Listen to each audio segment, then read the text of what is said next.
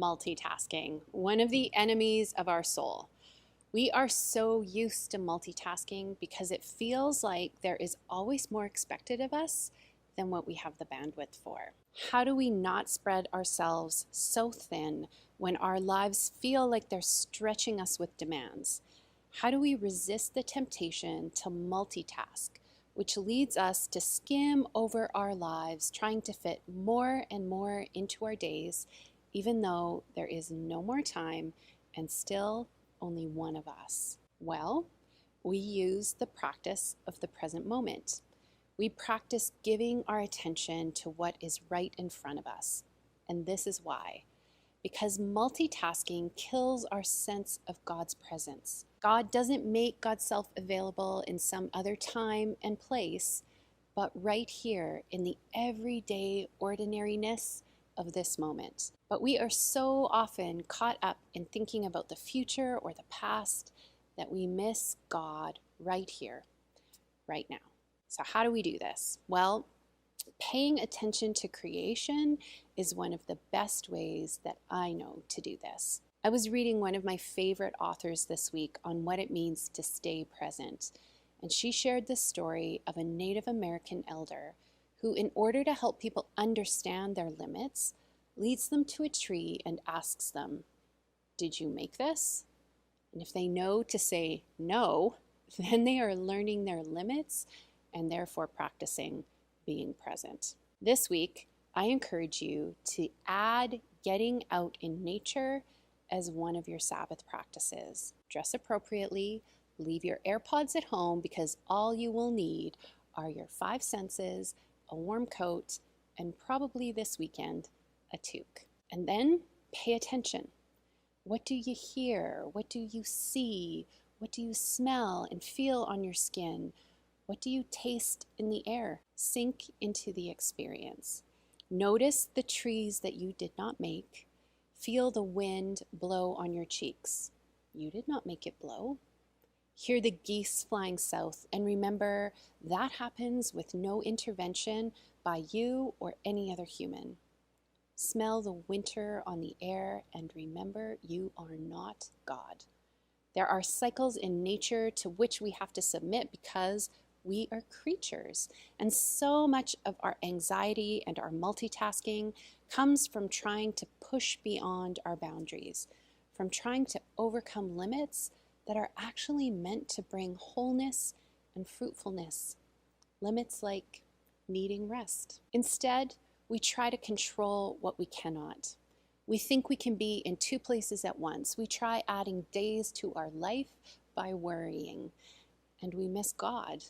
Because God is here in this moment as we submit to the limits that this moment gives. Years ago, when I was really struggling, one morning I went to sit on a dirt mound at my acreage and I looked up at the sky.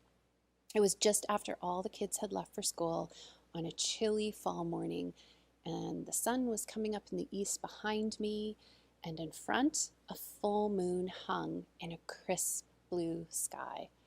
The stubble in the fields was golden. And I imagined how big the universe was and how small I was in it, and I was humbled. And all of the problems, all of the things I was trying to control and manage were put into new perspective. This experience reminded me for a moment that I was not God, and so could not really control much about the situation that was causing me so much pain. But it also reminded me that while I was busy worrying about the past and wanting to change the future, that I was actually multitasking, living in 2 places at once. When here was God, in that moment, hanging the sun and moon in the sky at the same time. Experts say that one of the best ways to deal with our anxiety and depression is to use our 5 senses. You might know this one. When you're overwhelmed, name 5 things you can see, 4 things you can feel, 3 things you can hear, 2 things you can smell, and 1 thing you can taste. This practice helps to bring us back into the moment. It grounds us in our bodies and roots us to this time, this place, where we have all that we need. You might also resist multitasking by trying these things. When you are bored, sink into the boredom. Resist the urge to fill the moment with something. Let the moment just stay quiet and free of distraction. Your temptation will be to move through it as quickly as possible, or turn on the radio or check your notifications on your phone.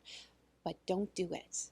Just let it be. Usually, what happens when we let these moments be is that eventually they give way to a deep quiet that brings peace. When I think about these moments, I picture having a knot massaged out of my neck or shoulders.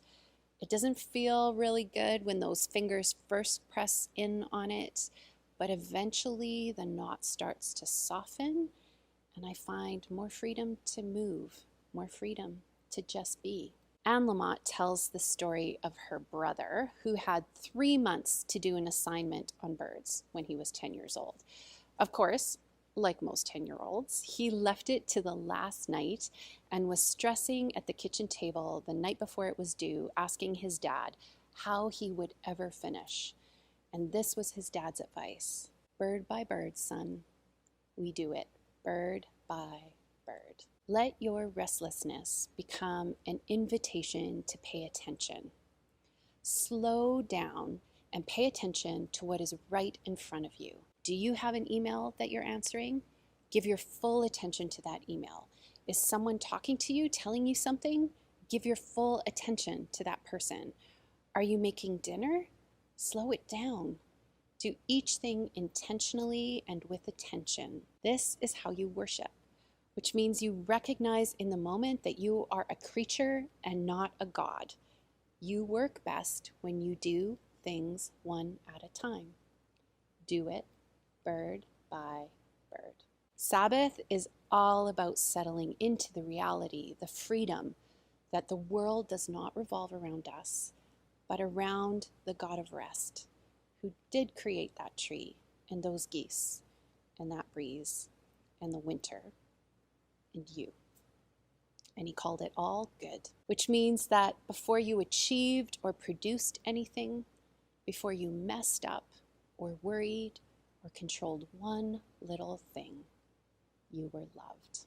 Sabbath boils down to who we believe God to be.